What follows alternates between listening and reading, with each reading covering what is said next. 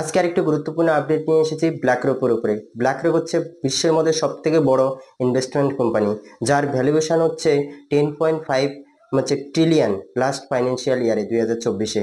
আর এর যে এতটা মার্কেট ক্যাপিটালাইজেশন, যদি আমরা এশিয়া মহাদেশের কতগুলো দেশকে একসাথে করে দিই তাদের জিডিপি, তাও এই কোম্পানির ভ্যালুয়েশনের কাছাকাছি আসতে পারবে না।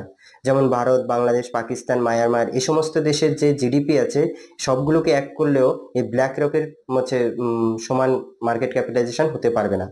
আর এই কোম্পানি হচ্ছে টিটাগড় রেল সিস্টেম লিমিটেডের 9.45 লাখ শেয়ার বাই করেছে লাস্ট 2024-এ জুন মাসে।